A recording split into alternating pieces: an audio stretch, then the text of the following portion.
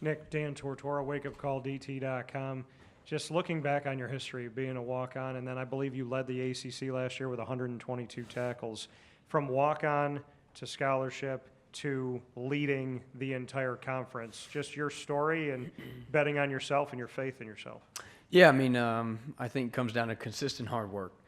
That's something that, my family instilled in me when I was a young kid, and I'll take that for the rest of my life. And, I've been very, very blessed to have so many great coaches.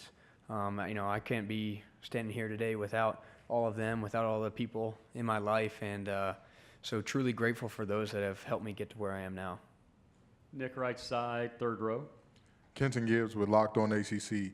Nick, you've had, we know about the 122 tackle season, but also your redshirt freshman year, you had 4 interceptions in that season, which is not exactly common at Wake Forest.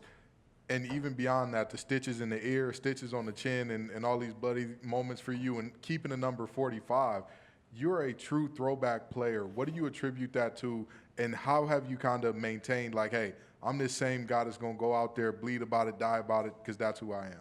Yeah, I think, going back to my family, just in my roots, come from a hardworking background, and then having a lot of pride in not only the name on the back of the jersey, but especially the name on the front of the jersey.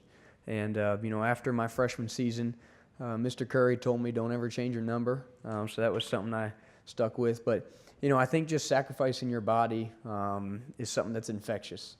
Not the biggest guy, I'm not the fastest guy, but putting my body on the line each and every single game and every single day, I think it's a sense of leadership that my teammates appreciate, and something that is one of my leadership qualities that I hope others can follow and find inspiration from.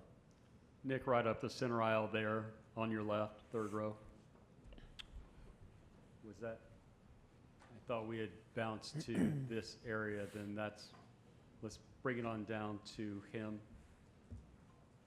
Bad signal calling on my part, sorry. Nick, Barry Lewis, Wake Forest on SI. Your defense is projected to have quite a few seniors on there, if not most. Talk about that and that leadership of what you all bring together to this team.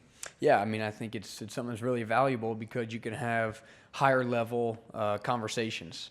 I can go to someone like Quincy Bryan or Dylan Hazen in the linebacker core, and I can ask them, what happened on that play, or what do you think about this? What do you think about that? Those higher level conversations that we can have, will help our defense elevate, and it's something that's valuable. I think the biggest part is, when adversity hits. Those guys have been in the situation before. They understand that, times are going to be tough, and how do you respond and deal with that is what's very important. So, that's something that's very valuable and something that, helped me as a leader, that I have older guys as well that have been in that experience, know how to handle adversity.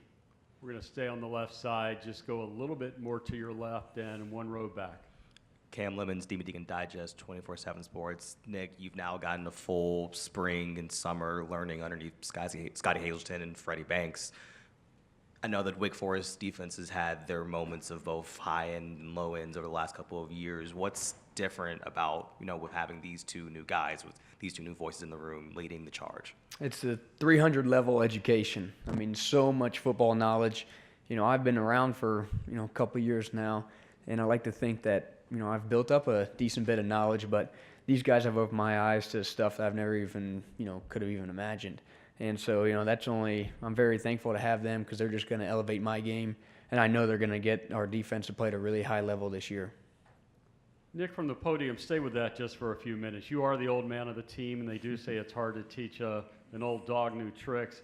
How are you adjusting? What is it about your process that allows you to adjust to so much change in a short amount of time? Well, I think it starts with learning from, Coach Dickert, the new staff, and also, my teammates. My teammates are ones that, don't necessarily question when you tell them, hey, I think you should be doing this or doing that. They embrace feedback. They embrace, they want to get better. And so to have great teammates that want to get better and don't challenge you when you might be, just doing something to give them constructive feedback is something that I'm really, really thankful for. Other questions for Nick in the room? Nick, we'll ask another one from the podium here. What is it about your eye, your understanding of football that allows you to get to that ball so quickly? I think it's preparation, film study throughout the week, constantly trying to get an edge. Like I said, I'm not one that might have the greatest physical traits in the world, but so to have a two-step advantage based off film study and then just trusting my instincts is how I can get all the footballs that I want and make as many plays as possible.